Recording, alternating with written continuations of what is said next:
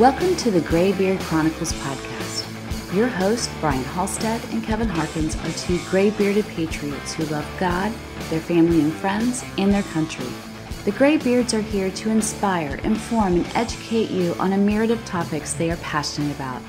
Brian and Kevin have a strong desire to share this with you to help you live your best life. Sit back and enjoy this amazing podcast as the Graybeards pass along the wisdom of the ages. Hello, everyone, and welcome to another episode of the Graybeard Chronicles. I'm Brian Halstead. And I'm Kevin Harkins. And Kevin, we're here to pass along some wisdom of the ages. What the heck does that mean?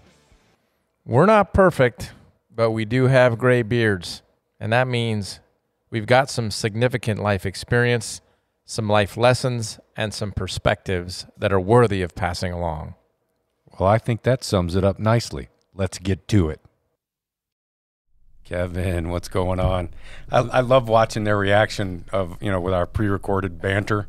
How are you? Let's get to it. I'm wonderful, thank you. This is different, isn't it? It is. We haven't done this in a while. I'm actually, it's kind of, other than having to, relocate recording equipment and so on, this is actually kind of nice because we're behind a table, so I don't have to have pants on tonight. Right. That was TMI. That was TMI. You don't want to see his boxers. No, but you're right. You're right. Well, what's that? They weren't that bad, actually. Okay, there you go. You have approval from one of the... We have some guests today. This is good. This is special, and we get to use our banner in the background. It's been a while. It has been a while since we did that. No fireplace though. It's August and it's hotter than all get out. It is warm. Yeah. Anyway, I'm good. You all right? It is August. It's the first day of August. That's Welcome right. to August. Yeah. I am good. Well, you ready to get into this? Yes, sir. All right. As everybody can see who's watching and not just listening, we have two really special guests. This is going to be a fun podcast. We have Joel and Jennifer Griffin with us, and these are two very accomplished individuals on their own, and together they're a kind of a dynamic duo, I would say. But let me tell you a little bit about them. These are in my own words. You're not going to read this kind of stuff on LinkedIn because I'm just going from what I know. Jennifer, I'll start with you. I know that you were a teacher at one point, right? And yes. In fact, that probably plays a kind of a key role in some of the stuff we're going to talk about today when we get into that. I know that you volunteer your time to help. I'm making this up. Horses that are put out to pasture. Did I get that right? Actually, you are correct. Okay. Yes. Okay. So I do work at a horse rescue. A horse rescue. Yes. Okay. And I know you recently got injured, stepped on or something, bit. No, somebody else got bit, right? Someone else got bit. Okay. Yes. That's where I heard it from, Yes. by the way. From that someone else. And probably most importantly, at least for the subject matter that we're focusing on today, is you are the one of the co-founders and the president of Gwyneths Gift Foundation, and we're going to get into that in here in just a few minutes. Yeah, and your husband Joel and I know each other from a number of different areas. Full disclosure, Joel and I are business partners in one area and maybe more as time goes on, but we're getting ready to open up a new restaurant in Fredericksburg called The Port, Oisteria and Brewery, downtown Fredericksburg. Whew, I gotta work on that. I was going to say, you should bone up on that. Oisteria, there we go. The Port, Oisteria. And anyway, Joel wears many hats: entrepreneur, investor, restaurateur, philanthropist, founder and CEO of Griffin, which is a growth investment firm locally that is off to a great start. He's Stafford County chairman of the Economic Development Authority. He's on the board of directors for Fredericksburg Regional Chamber of Commerce, and on and on. Basically, together they are making this really incredibly impact in the local area, and we want to really focus on today on the Gwyneths Gift Foundation. And thank you for joining us, you guys. We appreciate it very much. Well, thank you for having us. You're welcome. I'll just start out with a very basic question for either or both of you. What started Gwyneths Gift? And there are some people who are hearing this for the first time and haven't heard of you guys. There are many who have heard of you, but there will be some who haven't. We'd like to educate them a little bit. So Please tell us. Yeah, Jennifer and I have 2 daughters, Gwyneth and Ainsley. Gwyneth is our oldest daughter. Unfortunately, 10 years ago, she suffered an out-of-hospital cardiac arrest, and eventually she passed from what's called an unrecoverable anoxic brain injury. And essentially what that means is that when she had cardiac arrest, there wasn't oxygen flowing to her brain for an extended period of time. And so she never recovered from her injuries from that day. Jennifer and I spent 7 weeks in the hospital together, and we were able to repair all of her major organs except for her brain. And subsequently, her passing from that led to us, candidly, just being angry and not understanding, why did this happen. And I don't think we ever went through why us. We immediately went into why didn't someone do something.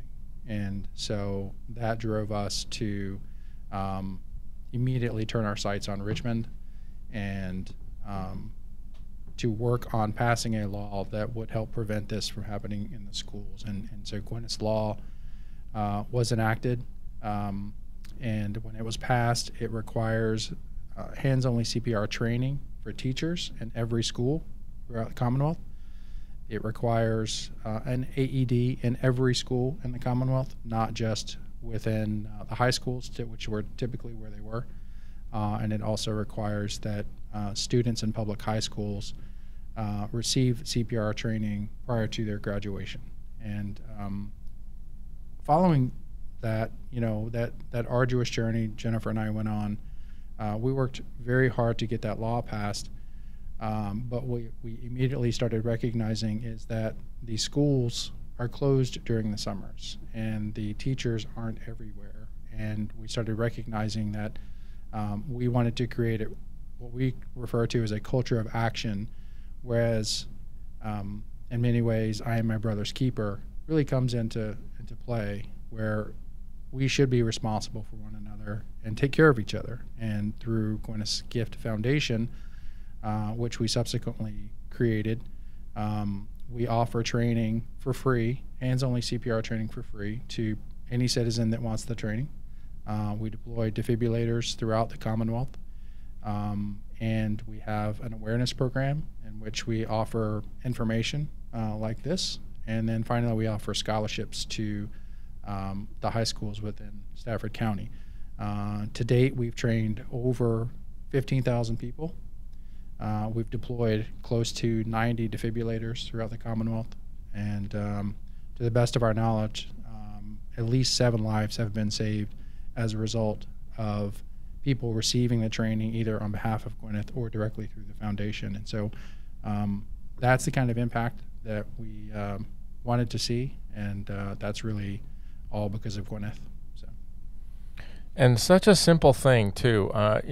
First of all, there's so much here that I'd like to sort of tease out because you said enough to keep us going forever. But the first thing I'd like to say is, for those who've heard this for the first time, nobody wants to lose their children. No parent wants to lose their child before them. That's just, it's one of the most painful things that parents can think about, and you guys went through it. And as Bryant was saying before we actually came on the air, sort of the way that you've come through this together, and it's obvious that to anybody, you can't go through something like this and not have some severe ups and downs along the way. The ups meaning the celebration of the life, but the downs with the anger and the depression and the grief associated and all of that kind of stuff. And here you are talking about it and changing the world. And I'll just add that Gwyneth's Gift has become a real community sort of rallying point in many respects for people to come together and just get together and talk and do stuff. And it's really kind of neat. So I like to point that out because, when I first arrived in town, and started to learn about Gwyneth's Gift, and then realized, wow, this is really something cool going on. And now I get to sit here and chat with you guys. So it's quite fun. Yeah, and I got to say, and I did say this before we started recording, you two, I don't know if I said it in quite these terms, but you two are just exceptional people. I just to know just a little bit about what you've experienced and what you've turned it into. There's I'm sure lots of people on this earth that have lost children and didn't respond anywhere near the way that you guys responded. And it truly is an inspiration, and I thank you guys for being here and being willing to share the story with us. I have no doubt that there's plenty of information that you guys are going to share that's going to help other people that may be dealing with something like this. And it could be a recent thing or something that happened many years ago. I think both of you guys will attest to the fact that this there's no timeline on grief. So yeah, I'm just in awe of what you guys have accomplished. And how you turned a tragedy into something incredible, and what you guys are doing with Gwyneth's Gift. Well, we certainly appreciate that. One of the things we told the legislators early on when they were talking to us was that you're not gonna get a law passed anytime soon. And I said, well, I guess you've never seen a pissed off mom and a Marine in action. So so we were able to get it done in 6 months. And I think part of that was because we had always served our community, and we've raised our family that way, that service before self is something very real. It's very important to us. And we both had relationships in which we were able to garner volunteers and garner support, and elected officials who we had formed relationships with, that immediately sort of helped us propel our goal to the front of the line. And but it's very important too to point out that we did the work. Jennifer knocked on every single door, every politician, every elected official, every chief of staff that would listen. Jennifer individually met with. I was really in support role. I mean, the kudos really go to Jennifer. She did the homework. She was prepared. She really led the charge in this in many ways. And something, again, to kudos to Jennifer. We went into a final session in which we were able to brief the full committee. We'd come out of the subcommittees and full committees, and Jennifer was to speak first, and then to give the counter view was a lobbyist. And Jennifer gave the speech, and to this day she doesn't remember what she said, which is unusual for Jennifer because she's usually very scripted, but she went and spoke from the heart. And then she went and sat down, and I looked at the lobbyist and I gave him the sort of the nod, like, are you going to go up? And he just said, I'm not going to go up and speak after that. And then we received a full unanimous vote out of committee, and then went to the floor and received a full unanimous vote on the floor of the House. So we're very proud of those accomplishments. But to your point, it took its toll. Jennifer and I really buried ourselves in work, getting the law passed, and then immediately following that into starting a foundation. And it's only been recently that we've sort of discovered that we really haven't dealt with our grief. And we are going through that process together of, our individual grief, reading, talking to therapists, talking to one another about what does that grief mean, and what toll has that taken on our lives. And so I think it's, we're honored that you would think of us in that way. But I will tell you that this is the pretty veneer that you get for the camera. It's just not what you get at home. Yeah. There's a lot of tears and a lot of quiet moments of contemplation that we both individually do. But at the end of the day, Gwyneth is our why, and that's the touch point. That's the anchor that continues to draw us back of why this is so important and why we do what we do. So that another thing that I thought of when you were talking, Joel, and Jennifer, I'd be interested in your reaction to this, but this is a journey. We're talking about this happened 10 years ago, and still it's almost as if you talk about it as if it was yesterday. You know, that it can be that real and that sort of current in your brain. And it's a journey, and 10 years later, still sort of wrestling through this, and it's, you know, it will never go away. I know that, but when all of this first occurred, and then of course you have the immediacy of, oh my goodness, my child has passed away and I got to deal with that, and then after that I can imagine you're disoriented, but then you guys got hot on, we got to do something about this. Where did that energy come from? Where do you know, what was it about that made you do that? Because a lot of people would choose to do just the opposite, you know, sort of go dark, go into hiding. Well, actually, it came sitting in the hospital. Okay. I can tell you the day and who was in the room, but the questions were, why did this happen? Where was the breakdown in this? And what can we do about it? And I had been an educator for 16 years. This was right up my alley. I was, you know, at that time in a preschool classroom. To be a preschool teacher, I had to be certified in CPR and the use of an AED, along with bloodborne pathogens and a whole litany of things. And that was curious because I had started in the public school and then ended up in a private preschool. So that got me thinking, well, wait a minute, why was that not a requirement when I was in public school? I mean, Gwyneth was born with a congenital heart defect, and actually 10% of kids are born with congenital heart defects. I'm sorry, it's 1 in 10. 10 in every 100 kids are born with a congenital heart defect. And they're not even known to have a congenital heart defect. So you've got all those kids entering into public school, surrounded by teachers for 180 days who are not required to be certified in CPR. And it was the private school that made you get certified? That's what it was? It was a private preschool. So Wow. at the time, according to the law, if you were in preschool, you needed to be certified in that. But once you entered public school, it was no longer a requirement for the teachers. So when I learned that, that was the number one thing that needed to be changed. And we didn't even write it in to be a full certification because standards have changed in CPR. So on any essentially adult-sized individual, you can do hands-only CPR. That does not require breaths. It is strict compressions. And so that is the direction that we took in order to get the mass of teachers trained as quickly as possible in hands-only CPR. There will be, of course, your select nurses and those teachers as individuals who choose to become fully certified. But the law just required that everyone had the basic understanding of hands-only CPR. And from that, still sitting in the hospital, okay, I can write a law, but what about the schools that don't have an AED? What about the rural schools who might not have access to the individuals to come do the training?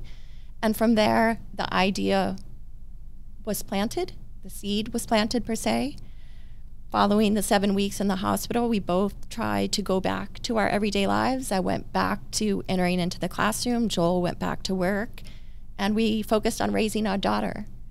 But as the school year went on, we felt that that seed needed to grow. And it needed to be watered pretty quickly. And that's when we took action with individuals that we had known previously, started research on our own, and we said, you know what? Let's see if we can make this happen sooner than later. And surprisingly, we did. So Gwyneth passed away in 2012. We started writing the law in that fall, and January we were in Richmond, and the law was passed that spring. So it's amazing. It is absolutely amazing. And to have, you know, turn that tragedy into something like that to help so many other people is just a phenomenal thing. So I wanted to ask, because I think Joel started to mention or kind of go down this path a little bit. You know, you guys are, like I said, an inspiration, not only because of how you've managed this, dealt with this personal tragedy as a and created this foundation as a result, but your relationship, there's a bunch of statistics out there, and I can't, I won't quote them, because what do they say? 99.7% of all statistics are made up on the spot.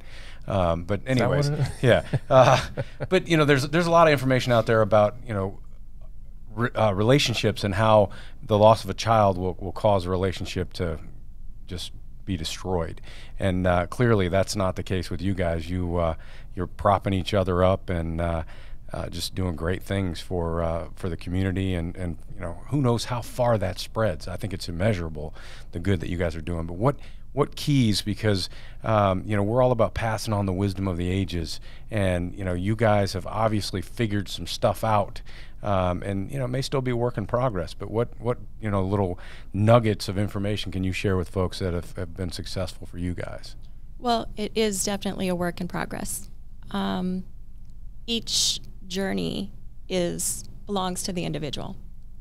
I have my journey, Joel has his journey, our daughter has her journey, and then we have the journey of the family and the journey of a couple. And each journey is individual. All the others can do is be there in support, because that journey is ups and it is downs, and sometimes it's a free fall straight down. But with that comes understanding and communication. It's my job, in order to support Joel, is to ask, what are his feelings? What is going on with him? If I can't answer that, I direct him towards someone else who might be able to answer that for him. We have done readings of many, many, many books, and there is no one book that I can reference to give you all of the answers, because it's such an individualistic journey. I've taken bits and pieces from some books, nothing from others, put it all together, and it helps to create my journey. As Joel mentioned, though, it's really important to recognize, as an individual, as a couple, as a parent of a child who's lost a sibling, when you have done all that you can do and perhaps need outside help. So my daughter has seen a therapist. Each of us has seen a therapist. We've seen a therapist as a family and as a couple. And that's important, because you get to those roadblocks or those deep valleys where I'm not the person to pull Joel out or our daughter out. But that professional can come in and have that independent view, has that more in-depth understanding, and can just listen. So in addition to communicating, sometimes it's just listening. Yeah, that's good. Again, another brief conversation we had before we started recording, and Joel, this is something you said that I really liked, and it was, you talked about creating a culture of action and getting stuff done, and that's really kind of what this whole thing is all about, because you're sitting in the hospital, you're going through this, and then, oh my goodness, we don't want this to ever happen again.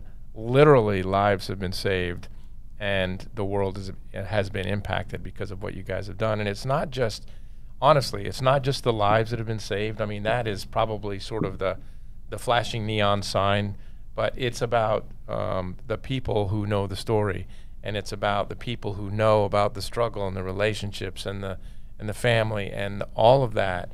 All of that has an impact on, so the propagation, the pulse that goes out from this is much bigger than just the fact that lives are being saved. It's much bigger than that. But the culture of action, where did that come from for you? Well, I'll just let you answer that question.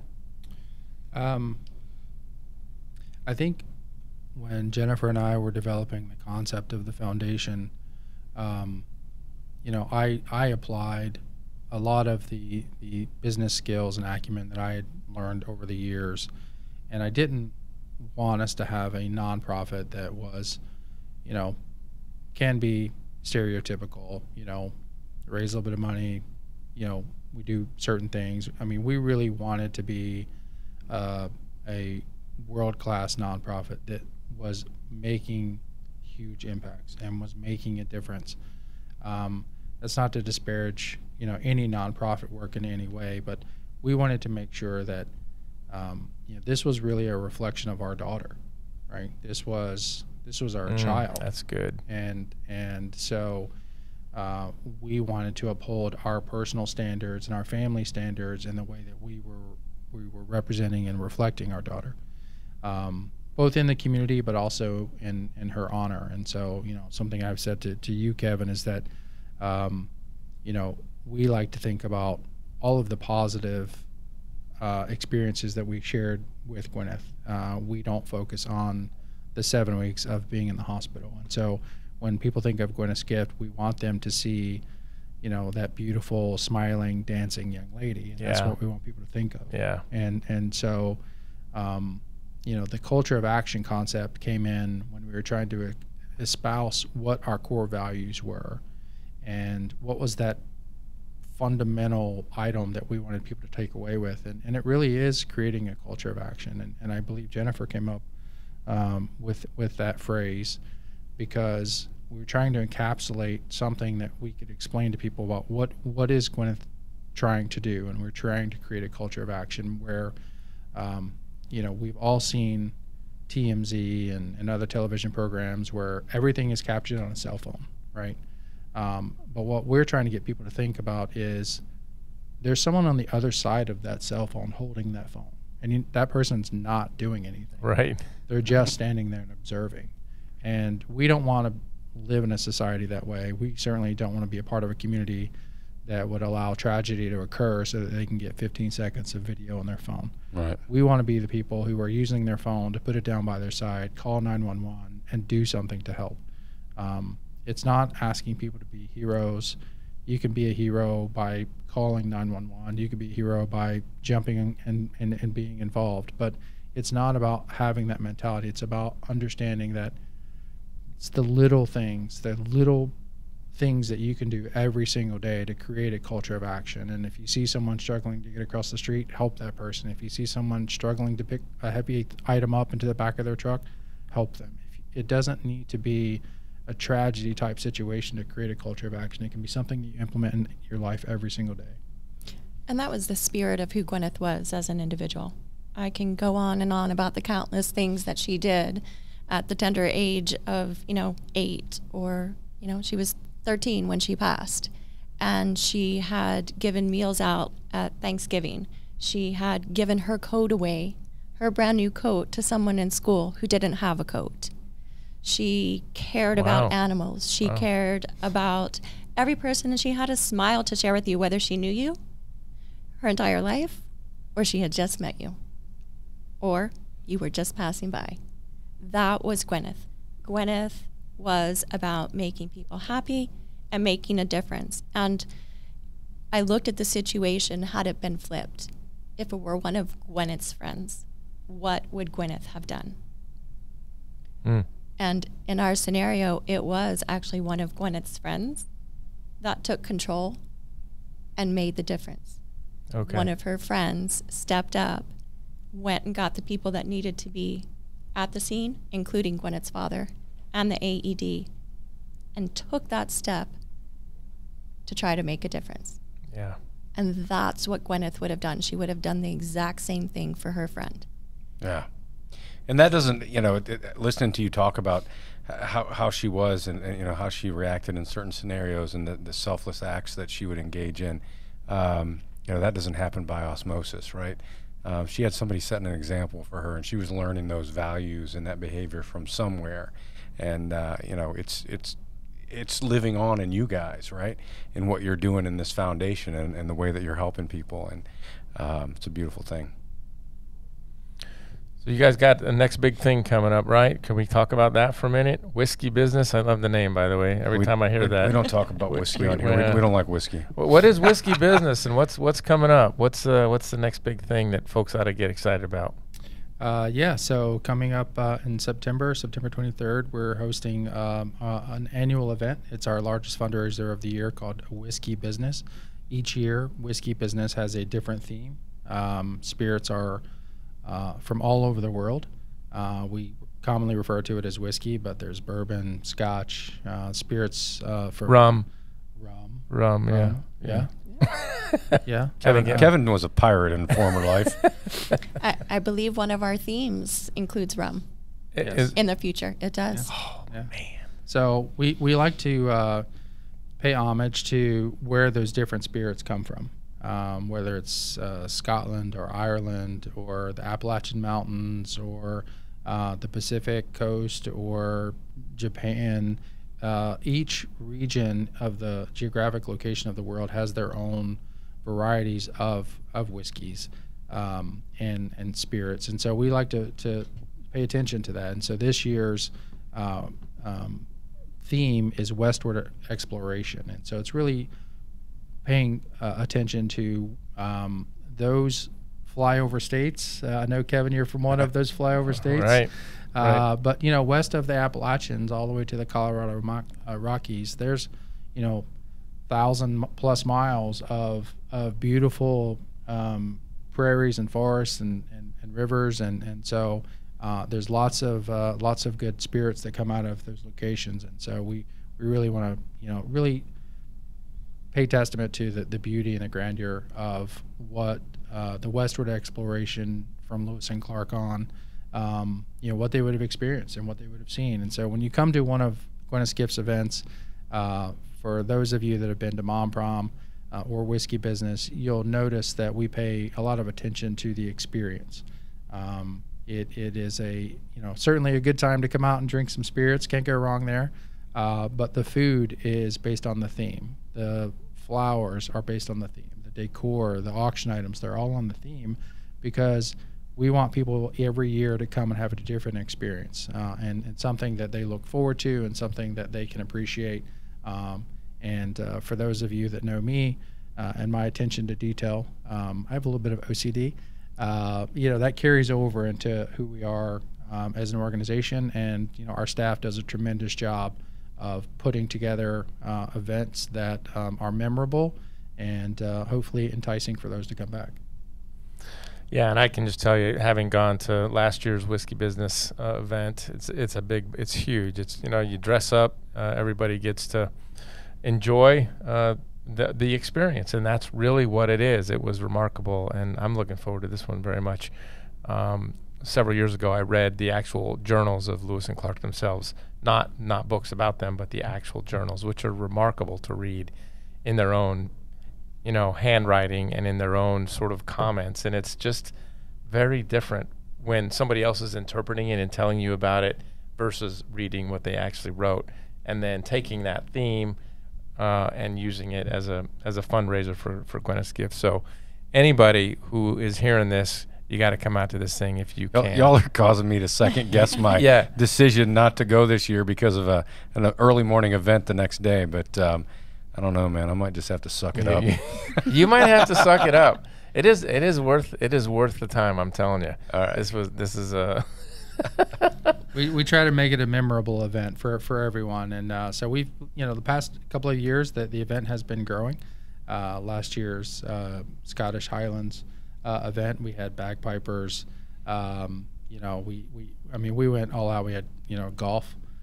So it was a good time, and I think we're going to be on par this year. I won't give away too much, but I will let you know that there will be axe throwing. So it's just a teaser for some of the things that we'll be doing. So it should be a good time. Wow. All right. Do we need to bring our own axe? I mean, are people going to be throwing them at each other, or what?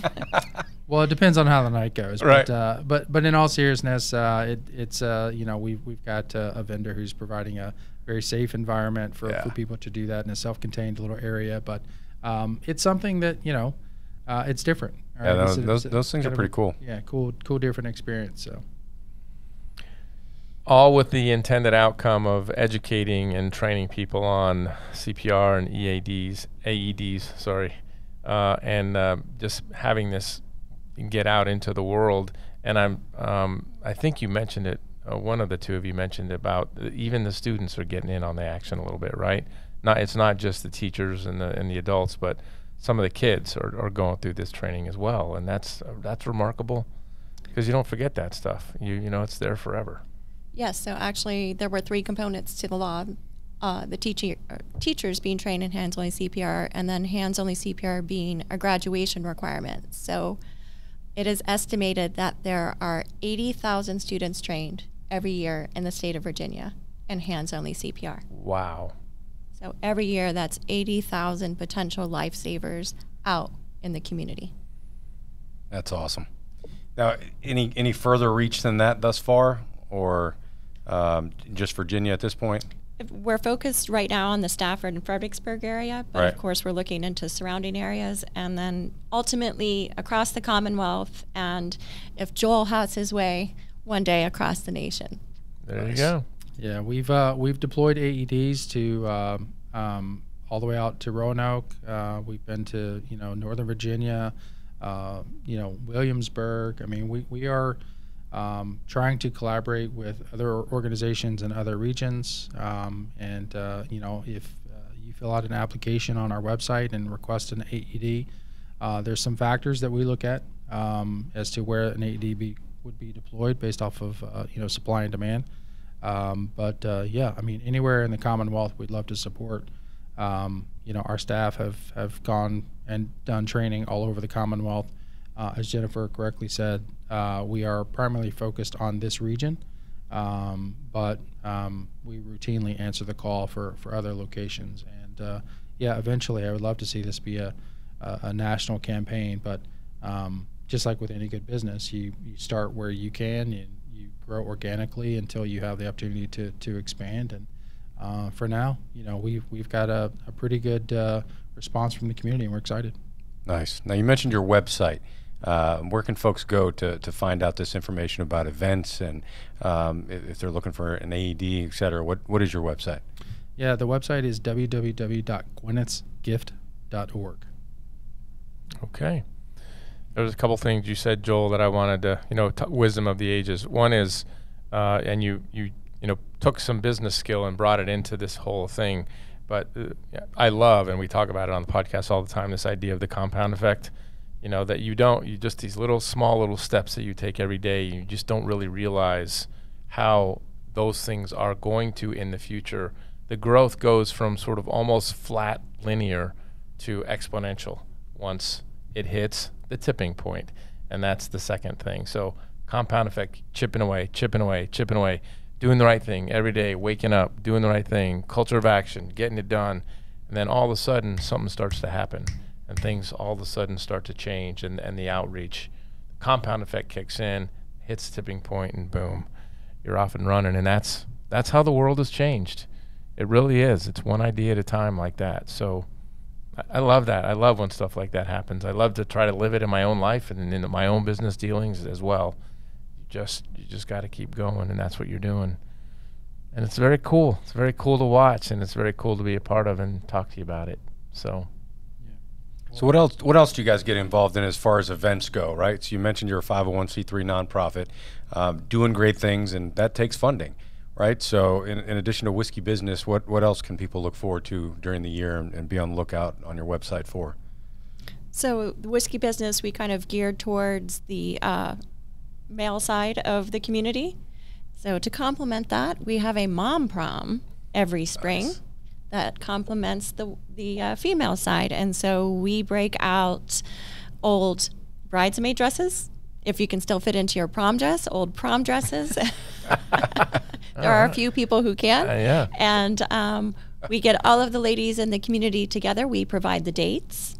There were some life-size cutouts of Bon Jovi. Aquaman was there.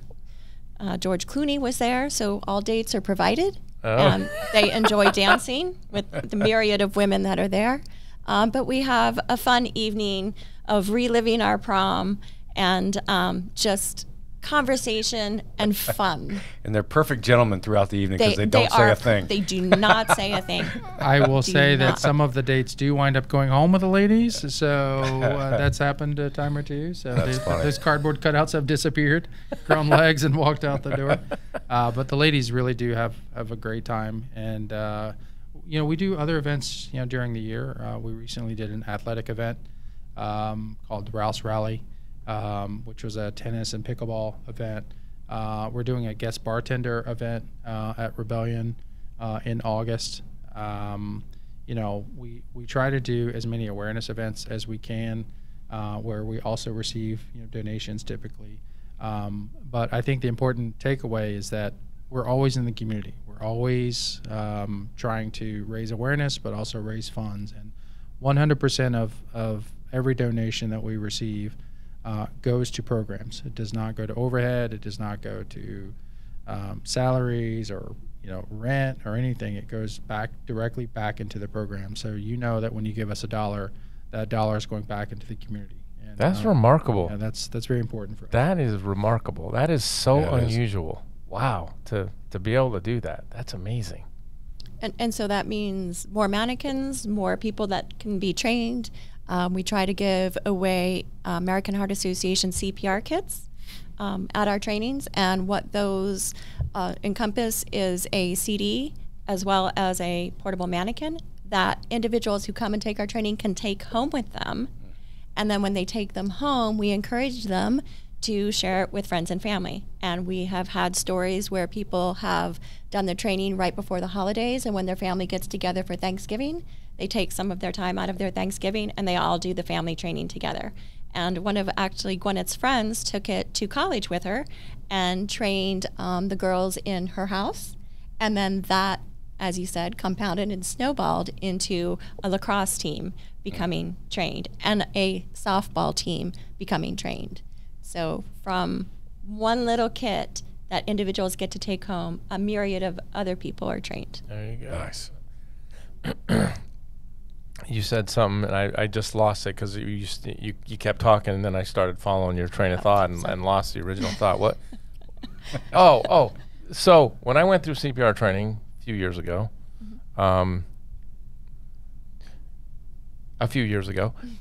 there was no hands-only CPR. They didn't even talk about it. And so the fact that, I don't know, Brian, if this is new to you, but it's new to me. And a lot of people I know don't even want to touch CPR because they think, I have to breathe into this person's mouth. And they just don't want to do that. And you're teaching hands-only, keep the heart going. And you're probably tilting the head back, I'm sure, or something like that, just to open the airway, or not even doing that. You are just doing compressions. You're just doing compressions. The American Heart Association, through research, had determined that it's more helpful to keep the heart pumping, because what you're doing with those compressions is pumping the blood, the oxygenated blood, through the body to the brain. See, that's amazing. And the breaths are really only required on infants and toddlers. Right. Huh. So in that scenario, you would want to do breaths, but everybody out there needs to hear that. That's a really important point. Yeah. Wow. Back in the day, when I was required to regularly attend these certifications, it was all still with utilizing the breathing as well. But now I'm familiar with the hands only because my wife works in the school system, and she absolutely knows who you guys are, who the foundation is, and the good work that you guys have done. And so yeah, that's the only reason I know about it. I haven't attended a training that was just hands-on instead of the traditional method or the original method. And that actually affects our ability to conduct the training, because typically the certification, there's a monetary cost associated with it. It takes anywhere from 2 to 6 hours to take the training. They will teach you to do the breaths during the full certification. Our training can be conducted in as little as 15 minutes. Wow. And the idea is, even if you've gotten the certification, both of you gentlemen have the certification, CPR, chest compressions, how to use an AED, that's sometimes muscle memory. If you haven't done it in a number of years, you're not going to have that mental recall on the spot. And so what we try to encourage people is, even if you are certified, even if you get certified every 4 or 5 years, just come take 15 minutes out of your day and get this refresher course of, where do I put the pads and how hard do I have to push? I mean, I think, too often people watch TV and they think, you're just pounding on someone's chest, and it's really about controlled compressions. It's not about just pounding on someone's chest. And it's also about, as Jennifer said, getting that oxygen in the blood to the brain. And if the number one reason you don't want to do CPR is because you don't want to put your mouth on that person's, then you don't have to, right? But again, going back to the culture of action, just step in, call 911, start the chest compressions, and just continue to do them until the person shows up. Yeah. And it's all about education. I think what we've learned in this process is people were afraid of the AED. They had no idea that the AED is going to talk to you. The AED is going to tell you exactly what to do. It won't move on to the next step until you have completed the prior step properly.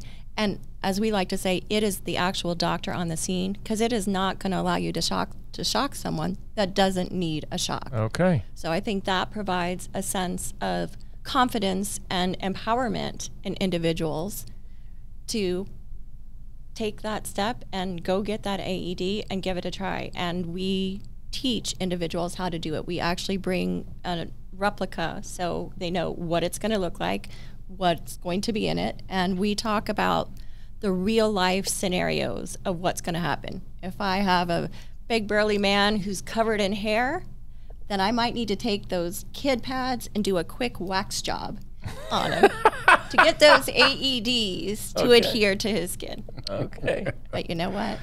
Wow. Yeah. It's those I'm little sure anybody tidbits. that's in that predicament Right. needing that kind of service is not going to care. Right. They're not going No, to. they don't, and that's funny you mentioned that, because we actually talk about that. People, particularly kids who aren't really inhibited, they will ask questions like, "Well, what am I going to hurt this person?" And we're very candid with them, and we say, "Look, if you're having to perform CPR, that person is dead. So I would much rather wake up with some broken ribs and a sore chest than be carried in a coffin." You betcha. So we try to be very honest with the kids. Kids are the most active learners because they are engaging and they will get in there and they will try it. They're not afraid. And it's interesting because when we do training at these events like National Night Out and other locations, the kids are right in there, and then you see the parents learning almost by osmosis because they're looking over their shoulder, but they really are sort of awkward and uncomfortable about getting down on my knees and having to do all that. And so, but we still are creating that awareness, and our training is completely free. We bring everything to you.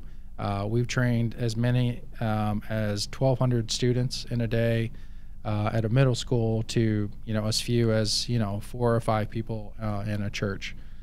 So again, service is completely free. The defibrillators are delivered through an application process.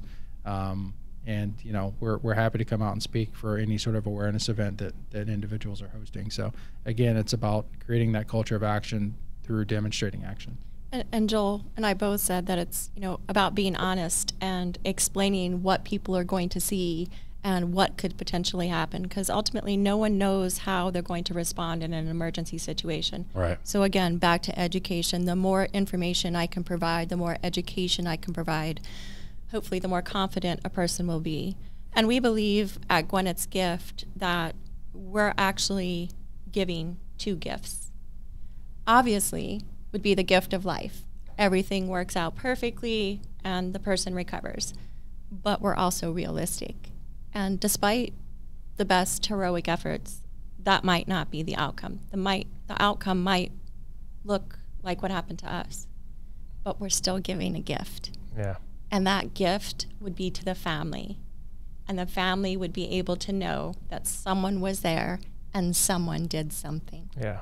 So that in and of itself, despite the outcome not being a positive, there was still a gift that we can deliver. Yeah. Joel and Jennifer, thank you for Selfless. I just have to say that word again. Yeah. Yeah. Thank you for being selfless. Yeah.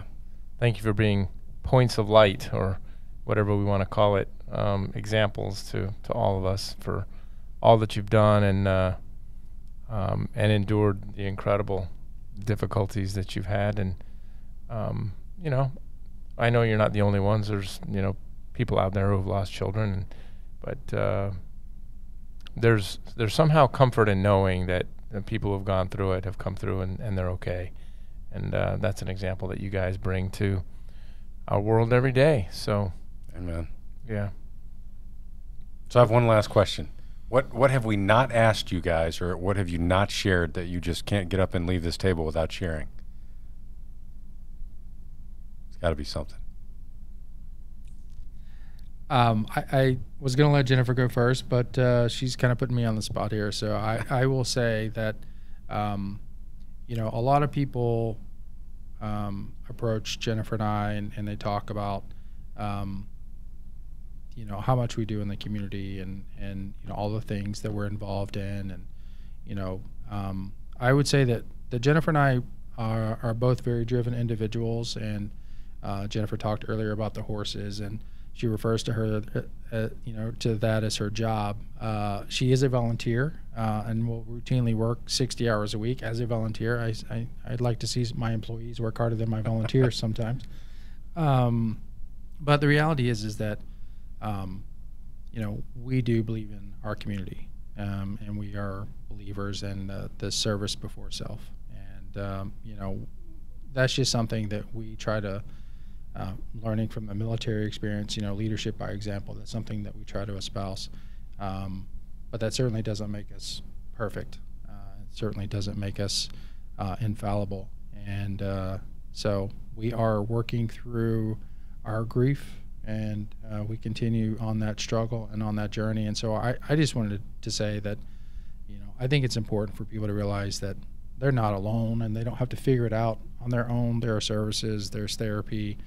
There's nothing wrong with going and getting that help if you need it. You know, I think that's something that's often overlooked in what Jennifer and I go through. People see the strong individuals who are leading the charge, but we spend the time on ourselves as well. That self-care, which is very much needed, and also the grace that we are able to give each other as we go through our journeys. So, and I would say, having been on my journey, still on my journey, because you never know when that big wave is going to come and knock you down. But there is an opportunity to hold the grief and the happiness of today at the same time. And when you do, your heart is open. And I encourage individuals who are experiencing grief, whether it be new grief or old grief, to continue that journey so that they too can reach that part and that point where they're holding both at the exact same time. Thank you for that. Well said. I don't have anything to add to that. I can't thank you both enough for your willingness to be here and share this information with us, and thank you for all that you do, and God bless both of you. Thank you. Thanks for having us, and we wish you both well in your journeys. Thank you. I'm good, Bryant. All right, I got to do that thing, Yeah, huh? you got to do that thing. All right, you ready? I'm ready. This was really good. But remember, no matter who you are, where you are, what you're doing, make sure between this podcast and the next, you take time to enjoy the ride. Thank you for listening to this episode of the Graybeard Chronicles. Please subscribe so you'll receive notification when new episodes are available. To learn more about the Graybeards, visit their website, graybeardchronicles.com.